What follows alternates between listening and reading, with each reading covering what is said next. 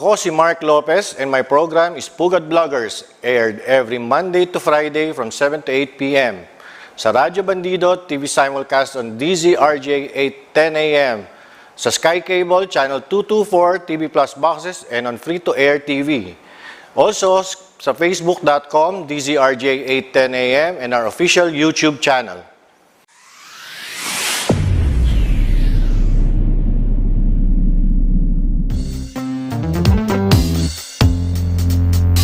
Pugad Vloggers, ako raming titirisin, sa loob sa bayan wawalisin, walang sasantuhin, ang saya-saya nakakabaliw, kasama natin ang tropa.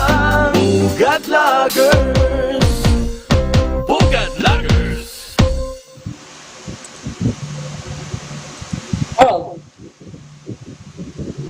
All right. Welcome. Hi, good evening. Okay, I'm not sure if we're already on. We are on. Okay, we're on. But Good there evening. is an echo. I don't know bakit pagka tayo magka-partner lagi may echo. I don't know. I think it's in your system. But anyway, it only happens with you. Okay. Anyway, what's up, Harold? All right, so it's July 29, Friday, abay payday weekend ngayon na. No? And by July 29, and in a couple of days, after 2 days, magiging August na. No? And may sinasabi rin yung mga ating mga Chinoy friends na ngayon yung simula ng Ghost Month, no? And sa August 12 daw ang tinatawag na 7.5, wherein yan ang pinakamalakas na portion of Ghost Month, and until August 26. So what happens is on Ghost Month, marami sa ating mga Chinoy friends at pati na rin ang ating mga Pinoy friends sumusunod na rin sa ganitong klaseng tradition, and ang nangyayari tuwing Ghost Month is status quo lahat. Walang nagpapakasal, walang nagsisimula ng negosyo, nagsisimula ng construction, renovation, or bili ng mga major items like bili ng bahay, bili ng kotse. You know, at Ghost Month, everybody is on a status quo.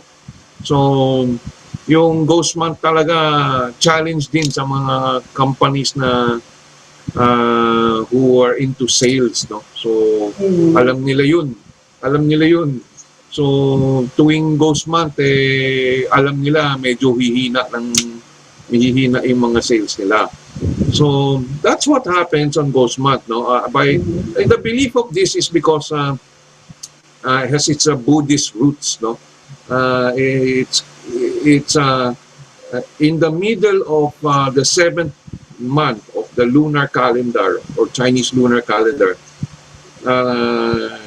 On the 15th day of the Ghost Month, lumalabas talaga. All the ghosts run free. Kaya nga yung iba diyan tawag diyan na hungry ghost, no? So, hungry for disaster, hungry for things that will not do you well. So, mas lalo nang nag-iingat from 15 to the 29th of the 7th month, no? Kasi lunar based yung ating Chinese calendar, no? So, it is not based on the revolution of the sun, the revolution of the earth around the sun, but it's the revolution of the moon around the earth. So that's why we have Iba yung petsa ng 7th month kung kailan katapusan na ng July, tsaka lang nagse-7th month. So, that explains it. So, wala namang masama na mag-iingat tayo, no? And speaking of ingat, bagong case or first case of monkeypox has arrived in in the Philippines. At I think may isa na na-infect, no? And 10 others who were exposed to it. No? So, Doc Ethel, can you tell us more about ano tong monkeypox na to? There's been a report, no, that one case of monkeypox has been published or recorded in the Philippines. And this is a 30-year-old traveler. Hindi sinabi yung gender eh. From as far as all the readings I did, the gender was not revealed, and this person, this 30-something-year-old person, has been traveling to areas where monkeypox has been reported. So it also, the news reports not also identified the countries this person has been to.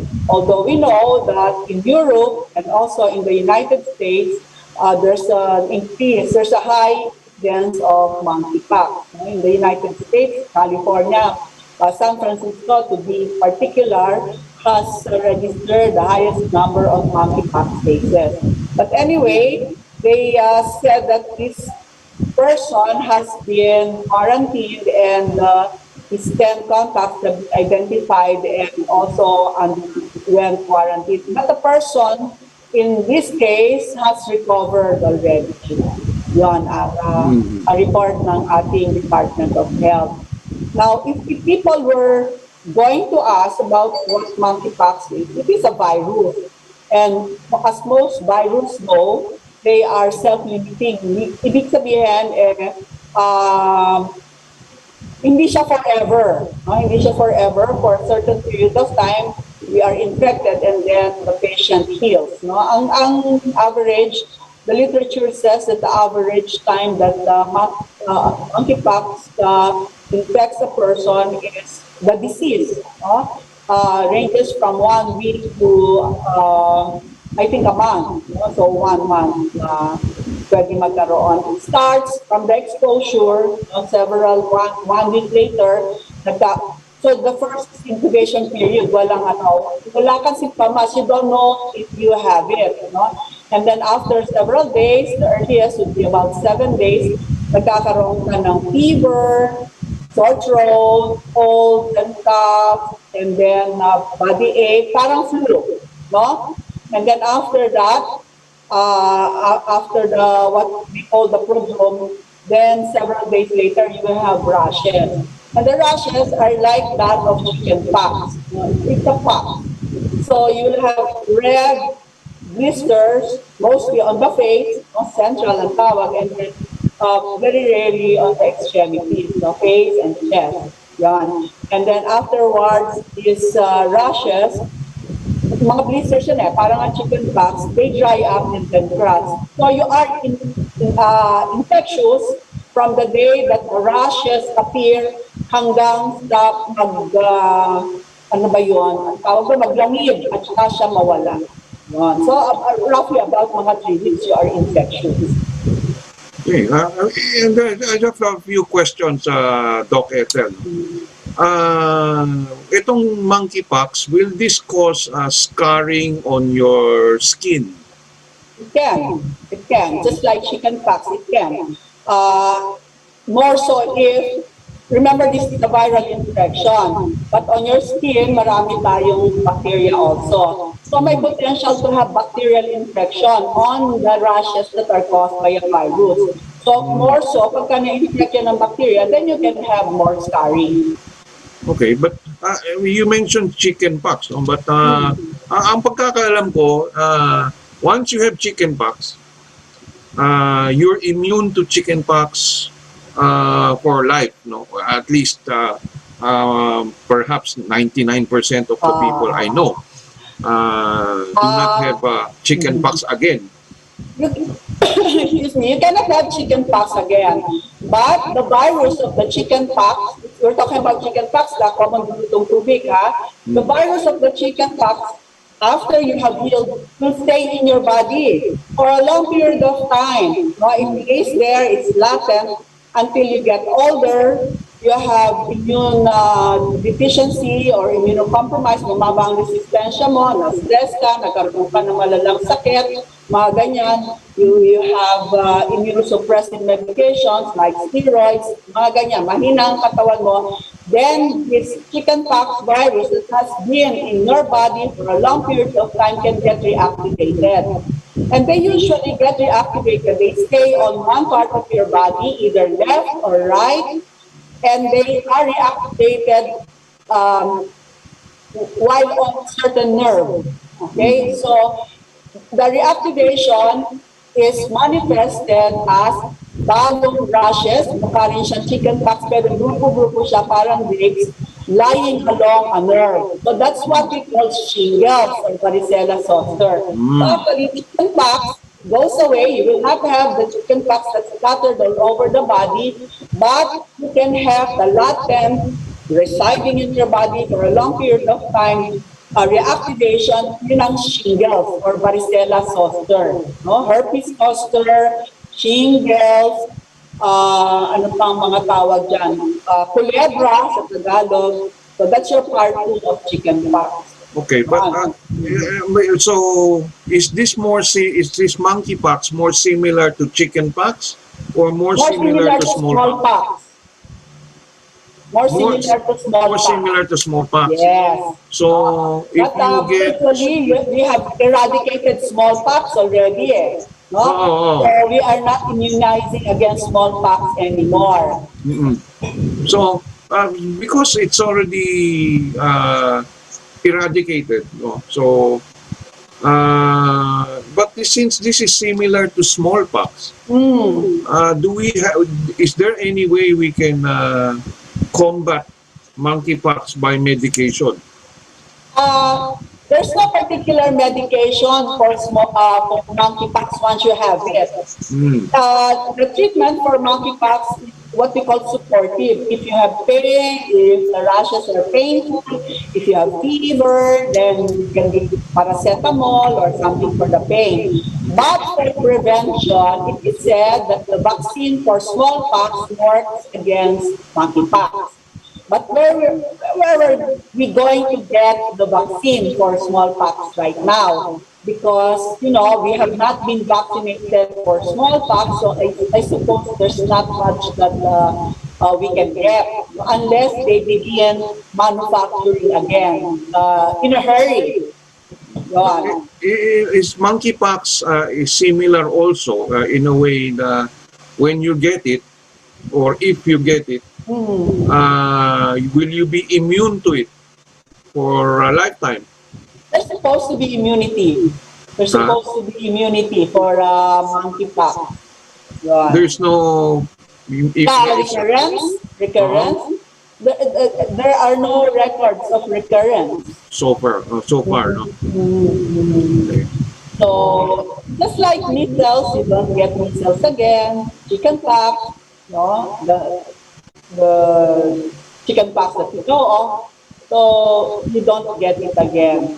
Okay. Okay. So sana we don't get them. Those who have had monkeypox will not get them again. Sana. But the thing that is very curious about this thing is that the WHO said that most of the patients who get monkeypox are those who practice gay sex. Okay? Most of the recorded patients belong to the gay community, but I think that it's because when the first outbreak occurred, those who were infected were members of the gay community, so that close proximity, it spread to this group of people. It's not that it's an illness that exclusive to them, no? But you know, it's really troublesome, no, when the WHO comes out with a statement like gay men should be restricting their activities, be monogamous, ganyan. But it goes for everyone, no, because this illness can be spread to contact with body fluids. Men and women can get, you know, exposed to that. It can also be acquired through droplet infection, no? But for a long, like, hindi yung, ano, it does not stay in the air kasi eh. So, yung matagal tayo nagkukwentuhan, tapos, wala tayong mask, no? So, yung droplet, lalo na kung malapit, I can easily get it. Pero yung malayo, before you get the droplet, ano na yon, mahuhulog na sa floor yon. So, it's, so again, masking and distancing are important. Yes, and also hygiene, no? Because, you know, casual contact with the fluids from a person's body or from the surfaces are, well, said to transmit also the illness. But other reports say that, you know, hindi ano yung casual contact, it has to be close contact, like sexual intercourse. That's why some people say that this is the sexually transmitted illness, no? In that case, there's still a lot that we don't know, no? Just like when HIV/AIDS was just starting, no, to be discovered, and they labeled it as a gay man's disease or a gay diarrheal disease because they did not know any better that it can also be transferred to infected syringes or contaminated blood or even from a woman to the placenta to the fetus, no? So again, we should be waiting for more information regarding this. Okay. So there's one more question, no? So I saw some sort of meme, no? I don't know if it's true or not, but if you are fully clothed and you are masked, the chances of getting that monkeypox is unlikely. Is that true?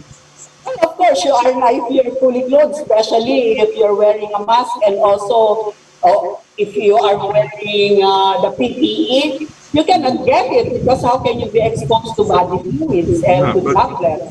And however, meron ding nagsabi na you're likely to get it if you're not fully clothed, like you're wearing a swimwear, and then it just so happens somebody with monkeypox is around.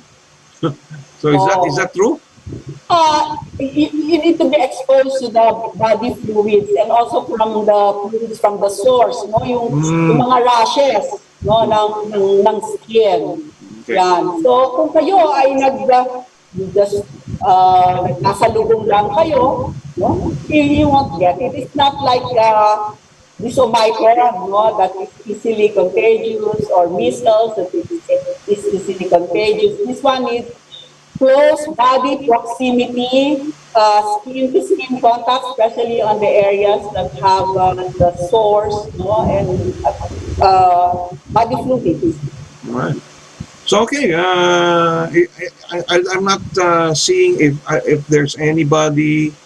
Is anybody have any questions about the monkeypox here? However, batiin na rin natin. Go ahead, Harold. Si Angelo Redaha, si Priscilla Kojima, watching from a senior citizen, watching from Japan. Konbanwa. Oo, Konbanwa. And Nonoy Murillo.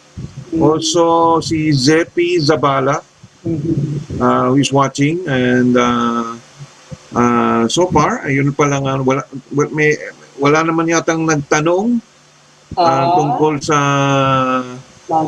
monkeypox so far. Oo. So, let's move on to another topic. No, it's well, let's. Before we go into that, you know, as we all know, last Sunday, there was a shooting incident at the graduation rites of Ateneo Law, which was held at the Ateneo campus, no, in Loyola Heights. So, what happened was a former mayor of Lamitan, Basilan was gunned down along with the bodyguard who has the rank of an executive assistant and also a security guard of Ateneo, no? And from what I know, the guard tried to stop the assailant, but was himself gunned down also. And the assailant is identified as Chow Tiao Yumol, no? But because by the way, yung anak nila, no, anak ni former Mayor Rose Purigay was critically injured, no. So, but since wala naman tayong, the we don't. daughter was going to graduate. And because of wala naman tayong nabalitaan, no, so siguro she's recovering. But the entire event was cancelled, no. So. And now, just today, around 6:30 in the morning, kakalabas lang ng bahay, no, ng father ni Dr. Yumol, who's actually named Rolando Yumol, no. He was gunned down by riding in tandem, no. So these are gun for hire or assassins for hire. Ngayon, siyempre, he was gunned down. And the thing here is, this now, everybody's speculating now that there's some sort of rido, no, which is some sort. I don't know. I hope it's not tradition, but it's rido is ubusan ng lahi. No, you kill everyone in the clan, or everyone, not just the family, everyone in the clan dies. Busan. So I hope this is not. I hope the violence stops there already, no? And because it's you don't make you don't make right, two by two doing two wrongs. So it just doesn't make sense, no, to snuff out life. And it's such a. It was also such a way. I don't know if it's coincidental or whatever, but the thing here is the body of Rolando Yumol was placed on top of a flatbed truck. And if you know what a flatbed truck is, it is a flat. It's a flat. It has a flat deck at the back of the truck without any covering. No, it doesn't even. It's not even drop side, no, or that has something that can somehow cover it. No, it's flat bed. And the thing here is, you're using a flatbed, and you're transporting his body around Lamitan, Basilan, until it reaches the hospital. It's, to me, this seems to be like a veiled threat, not to mess with the people behind the killing. No? So, everybody can see. Because it's a flatbed truck. So subtle message. It's a flatbed. Whether you're on the ground, or even worse, you're looking at it from a building, second, third floor. Man, that's saying something. It's like the body being paraded. Like it's like that, no? Parang I hope this cycle of violence will stop right there. I mean, killing. The whole thing is based on the premise that there was corruption and drugs. But you don't take the law into your own hands. Yeah. Oh, if you are protesting against something that is against the law, you do not commit a crime, Oh, no, to carry out your protest, and as no? far as I know, all doctors have a Hippocratic oath. No, To save lives. do no harm. First, do no harm. Yes, but Uh, here is one doctor who was taking life, 3 lives at that, no, and injuring another. So I don't know if ever he gets convicted, he could get his license, as medical license, yeah, revoked. that's for sure. That's for sure. Oo. Uh, well, uh, this video thing, this revenge between families has been going on in Mindanao for a long period of time. We can only recall the Datu, ang Patuan na Oo. king, no? And so many other families in Mindanao. So, Well, that actually brings to recall, no, that massacre in Maguindanao, no, not just the wife of Maguda Dato, no, but also so many uh, journalists. As in, inubos talaga. Nobody is, no, so that there would be no witness, no. But the thing oo, here is, pati pati sasakyan, no? Hinukay ng bako ang lupa at pati sasakyan ay inilibing. mhm. So I hope this is the end of it, but uh, this Rido thing should not, in order uh, to end or disrupt the Rido, there has to be law enforcement, very strict law enforcement in the, between, and you have to observe the activities of these the two families. No? Because if the law enforcement does not put their foot down, ito tuloy-tuloy ito. Yeah. It's not going to stop. And I, I just hope, no, that the police or the law enforcement in Lamitan, Basilan, none of the policemen there are is a member of either of the clans or either of the families, because that's possible. No, yung the police mismo ang gagawa because related siya sa clan, no, or in some way or another. So I hope it doesn't come to that. Definitely not. Kasi it's such a waste of life. If you can recall Harold, ano? Yung sa Marawi, no, we're talking about his presence, no? The rebels were able to gather and stockpile so many weapons and ammunition in broad daylight, no, without the local police noticing anything amiss about the activities. No? So, isa yan, ano, when you have police who are sleeping on the job or looking the other way, then it's really very difficult to control criminality. Oo. And the thing here is, in the Marawi siege, there was a tunnel that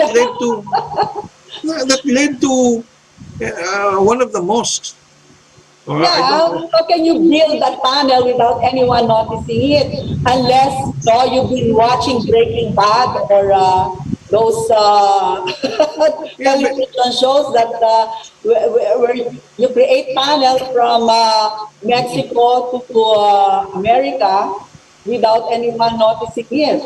No? Yeah, but the weapons were also transported through the tunnel. So naging weapons and ammo stockpile yung mosque na yun. Although they eventually went around and took over most of Marawi, no? Uh, eh, eh, how did that even happen? There was there was intel. There was intel What happened to the regarding intel? If you know, there's intel, then what there was happened? intel as early as 2014. No, Uh-huh. what did they do with that intel? I don't know. Kasi as early as 2014, 2013, nagsisimula na sila gumawa ng tunnel. No, they actually thought about it for years, Mhm. and it was implemented only sometime in 2017. No, and si President Duterte had to cut his state visit to Russia short, no, and he had to come home. And um, martial law was Declared. declared in the entire Mindanao. No? Uh, although masaya ang kakaramihan ng mga taga Mindanao, masaya nung nag-martial law. Well, okay naman sa kanila, no? Hindi ko lang malaman bakit marami dito sa Imperial Manila nagpo-protesta dahil nagkaroon ng martial law sa Mindanao. But it was a necessary thing, no? In order to establish peace and order and to control whatever was going on. Going to say something, but who is now the mayor of Lamitan? The mayor of Lamitan is the husband of the late Rose or Rosita Furiga. Oo. Oo. So, they're still in power, no? No, they are. No, they are. Most definitely, they're still in power. So, we don't know. No? So, yung kasi nilapitan daw yung si Greco Bellica at that time ni Dr. Yumol to ask and to present evidence and all that. Not that I'm defending Greco Bellica or attacking him. The thing about it is the mandate of the PACC during the time of President Duterte was to go after those corruption among appointed positions. Appointed officials. So yeah, appointed officials or positions, but the mayor is an elected official.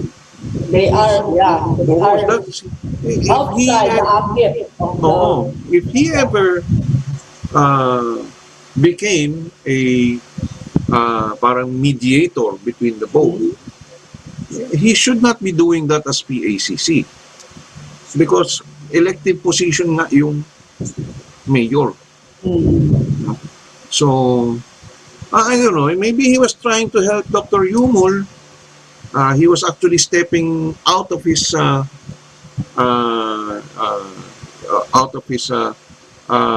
boundaries. But ang pagkakaalam ko, nagkaroon din ng complaint that was filed with the Office of the Ombudsman.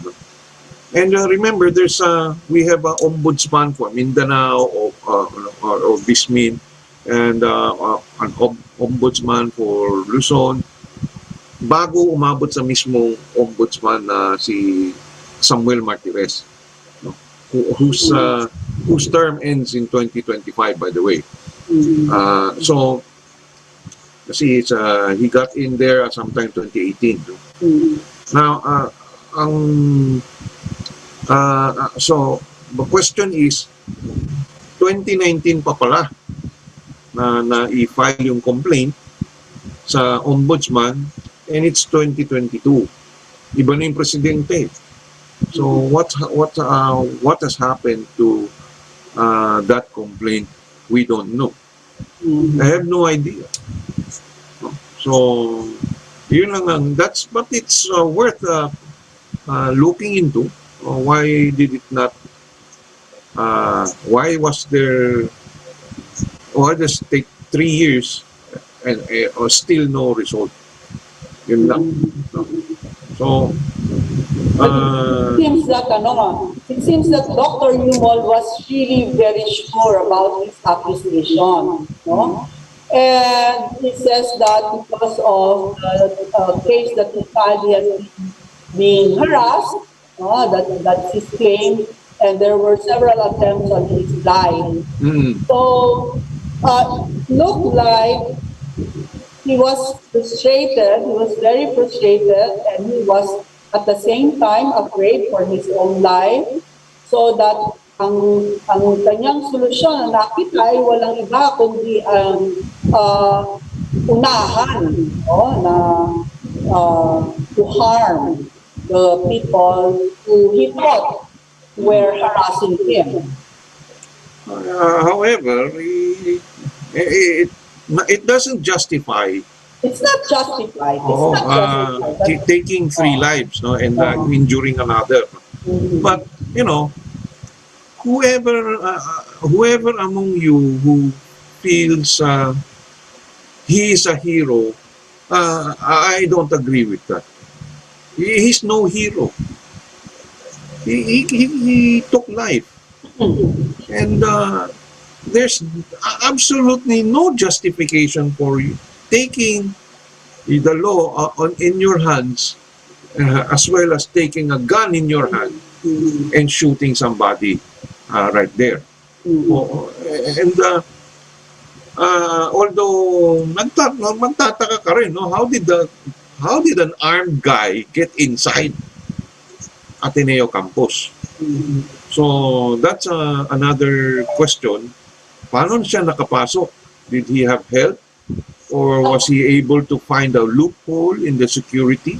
Ang sabi, some reports say that he took a grab. Grab. Took a grab. But how was he able to get out? If he took a grab going in, then that grab car would leave him there. Yes. So what did he use to get out of the Ateneo compound? But but even if you went there, I'm sure si former Mayor Furigay is not the only politician there. No, I'm sure there are other politicians who have children who are graduating from Ateneo Law at the time. And to think, Chief Justice. That's correct. So the Chief Justice was on his way there. That's correct. You know how important people forget the statue of the Chief Justice of the Supreme Chief Court. Justice Esmundo, no? Yeah, he is the top officer of the one of the 3 branches of the government that are co-equal with the executive. So a lot of cases, important cases, are to be decided by the Chief Justice as well. But fortunately, he was on his way pa lang to Ateneo when his assistant received that call. There has been an incident in Ateneo, and it advised him to turn back. So he did. So the Chief Justice is safe. It's just that what if nandun yung Chief Justice, no? And something happened to him? Naku. I mean, you're inviting a CJ into your campus, and many other politicians, and as well as their children, were there. I'm sure it's not just former Mayor Furiga. There are others, I'm sure. And then, of course, there are ding mga hindi rin politician, but, you know, having somebody with a gun inside, no? It's almost like it calls to mind yung mga mass shooting sa US, no? When they come to a school and start shooting people. Although this one is has more is a more defined target Kasi, It's not random. oh, it's not random, no? But it could have been random if uh, he decides to shoot somebody else, no? Or namatay nga yung security guard, no? And then natamaan din yung anak, no? So what if he had fired more shots into the crowd or to anybody there? Then somebody could have got hit, no? So But it seems like it's really very personal, so he did not target anyone else. yes, it's very personal.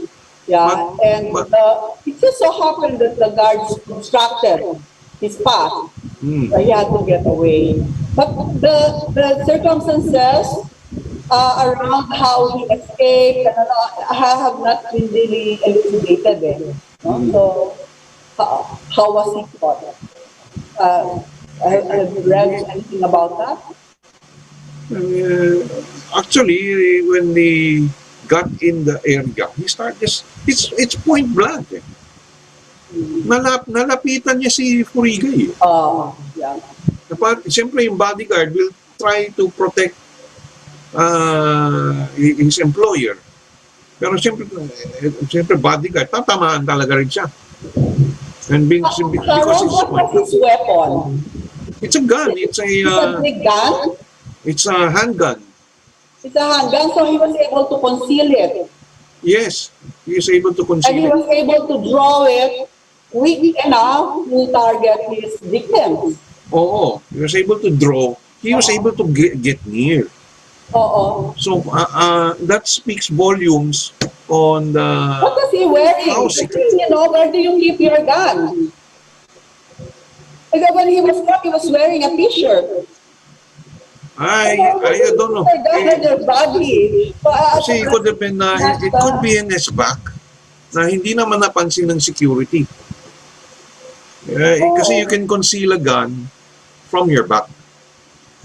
Wearing a And t-shirt. if you need it already, bubunutin mo lang and then, Harold wearing a t-shirt. I mean, the t-shirt is not something like, you remember the policemen from the Western Police District who were at the time were wearing polo shirts because they were loose and it was easy to conceal, their handguns. But this one was wearing a t-shirt. How in the world can you miss somebody packing a gun just wearing a t-shirt? but something also curious, no, for me, because there's some photos that came out when they were subduing a guy. Hindi kita yung mukha eh. So he was subdued and he's on the ground, and then later on of course he gets handcuffed and all. He stand up and escorting him to the police car, but he was wearing something green. It's just curious for me. Who did they arrest? But upon arrival of at Camp Crame, what's his name? Si Dr. Chow Chow Yumol was wearing something black. Black or blue? Baka naman he changed his shirt. How do you change a T-shirt when you're arrested, when you're handcuffed? I don't know, but he actually confessed to the crime. He did Yes, he not did. deny Yes, he it. did. Oh. But my question is, who is that guy in green? Baka Maybe- naman, sometimes, the old photos, they mistaken, he posted, I don't Maybe know. he got mistaken as the shooter. Who? Dr. Yumol? No, the guy who's wearing green. I But mean- there's no report of that. It's highly unlikely that you'll be able to change your T-shirt when you're already subdued. Yeah, we have to go and ask that part of that mystery. Oo. But suffice it to say that Dr. Yumol admitted the committing the crime. Mm. So let's get into something else. Just the lighter side. of, Oh, yeah. of the news. No? Uh-huh. Tonight, I think, is the premiere of Made in Malacanang, but not everyone gets a premiere night ticket. No, but do you have tickets?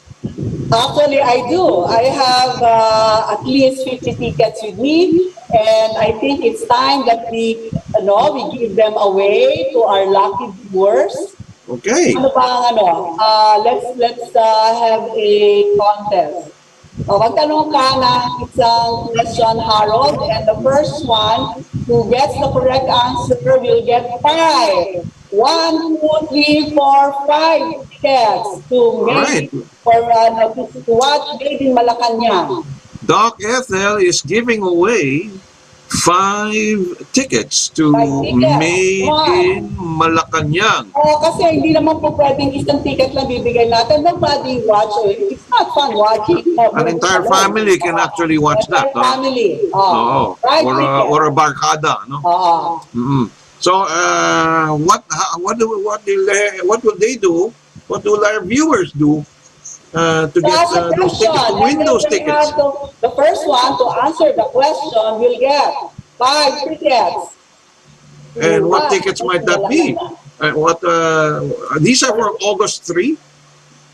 For the regular showing. For the regular showing, okay. 5 tickets to regular showing of Made in Malacanang, directed by Daryl Yap. So what will our audience do? Yeah, win those the tickets. first one to answer your question will get 5 tickets. All right. So here's a question. Who is the actor who plays Ferdinand Marcos Sr.? All right, who plays Ferdinand Marcos? First one who answers on our give the correct answer. Correct answer. Will get those 5 tickets to Made in Malacanang. All right. Let's see. Okay, here we go. We have a winner. Rina Habinal is the winner of 5 tickets to Made in Malacanang. All right, there you go. That's Rina Habinal. Okay, congratulations, and let's. Okay, Ethel, can you coordinate with our Rina Habinal? Okay, Rina Habinal, if you're interested to get the tickets, please send me a message to Facebook Messenger. All right. Okay. Facebook Messenger of. Harold, think about your next question. But while you're thinking about the next question. Are you giving another 5 tickets? Another 5 tickets. Nakakala nila, binabola ko lang sila. I will get the tickets and be back in the GP. Okay? All right. All right, get ready for the next question. For the next question. By the way, congratulations, Rina Habinal. You have 5 tickets to Made in Malacanang, a regular screening which begins on August 3. And August 3 is Wednesday. Yeah, Wednesday. Okay. So, si Doc Ethel is running over to the other room to get her the next 5 tickets. And you have to think about the next question. It shouldn't be a little harder. Let me see here. All right, Made in Malacanang, by the way, is about the last 72 hours of the Marcoses.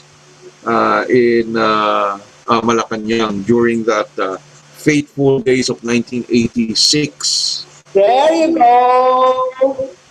Okay. All right, let's see. Yeah. Okay, Please so present this stub to the ticket booth in exchange for cinema ticket. This Okay. stub is valid from August 3 until the last showing day. All right, all there right. you go. Okay. So our next question will be, Done. who is the actress who plays Irene Marcos? I will. Okay, okay, think about that question. Who is the actress who plays Irene Marcos Yeah. in Made in Malacanang? Very controversial itong batang actress na to eh. Okay, Rachel Gar. All right, Rachel Gar. The correct Rachel Gar answer is the winner of the Ethel. next 5 tickets for regular screening of Made in Okay, Malacanang. Rachel. And the you know answer how- is Ella Cruz. And Rachel Gar got it. Ella Cruz. Mm, Diba si Ella Cruz, congratulations. pinagalitan ng mga hysteria na si Humberto Campo kasi nga sinabi niya na ang history daw ay parang Islam. Yan. All right. You have another 5 tickets to give away? Yes, of course. All right. This is a little harder. Uh-huh. The question is a wee bit harder. Okay. Okay. What is the title of the song that was featured on the trailer of Made in Malacanang? Naku! 5 tickets. If you saw the trailer, tell me about the title of that song that was featured on the trailer. Wow. There we go. We have a winner. Lovely. How do I? Lovely Ice. Poras wins Okay. 5 tickets. Well, it's not. It's a more difficult question, huh? Wait, Hang on, Lovely Eyes, saan ka ba nakatira? Baka Lovely Ice Poras is the Yeah, winner of please. 5 tickets to Made in Malacanang. Parang magkano ba ngayon ang... Yeah, the answer is Nosi Balasi. Magkano ba ang ticket sa sinehan ngayon?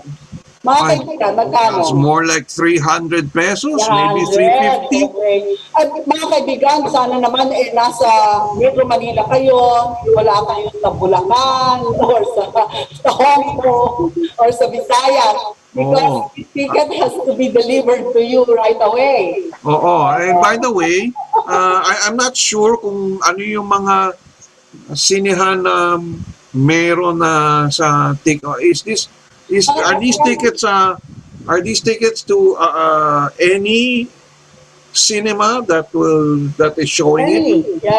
Any cinema. Any cinema. So in case this is let's say from someone in Pampanga, If it's showing in Pampanga, you can use it in Pampanga. I see. All right, you can still use Okay, it. Kavyata, kayo po ang magbabayad ng delivery nito. Ay, magkano lang yung delivery compared to 5 tickets? Oo, itong si Rachel, dyan lang, malapit lang yan. Wala pang 100 pesos yan. Oh. Alright? We still have, tanong ka pa. How much, another 5 tickets to give away? 5 tickets more. Okay, so this is a little easier. It's a little easier. So, who's the actress who's playing Bongbong Marcos? Mahirap yata yan, That's not so hard. So, sino So, who's the actor who's playing Bongbong Marcos? and made in Malacanang? Tadan! Ayun, we have a winner. Diego Loizaga! Maneka Herse Tolentino. Congratulations. Oo. Maneka Maneka Herse Herse. Tolentino. The correct answer is Diego Loizaga. He's the guy he's the actor who's playing Bongbong Marcos. Oo. Alam mo, Not as a Maneka, president yet, ha? oo, Maneka, Herse, Tolentino, gagawin kong 6 tickets yan. Kung sasabihin mo sa akin, sino ang tatay ni Diego Loizaga? O, sino daw yung Herse? Plus 1 ticket. What's her? Maneka Herse Tolentino. Tolentino. You'll get one more ticket if you can answer who is the father of Diego Loizaga. Mga Marites. Ayun! The father is Cesar Montano. Talaga naman. An extra ticket for you. Oo. Okay. So, I think that it's been a good night for our audience. Oh. All right. Do you have more tickets to give away? We are on our last 3 minutes. So, final words na raw. Final words. Final words. So, ayun. So, Those who wanna, please send me a message through FB Messenger. Okay, so that I will know where to direct the tickets. all right. So, our final words is masasabi ko lang is never take the law into your own hands. And the quote of the day comes from Secretary Trixie Cruz Angeles. And these words are, we do not respond to speculation. Oo nga naman, no? You can speculate and speculate is waste of laway lang yan. All right, and congratulations to all the winners of the tickets to Made in Malacanang. And we hope to see you all very soon and in the cinemas. Next week I shall be giving away tickets again. So you watch out for the day that I am on. All right. All right. More tickets next week, so stay tuned at Pugad Bloggers. Happy Bye-bye. weekend, everyone. And You take have a nice care. weekend. Have a nice payday weekend. Thank you.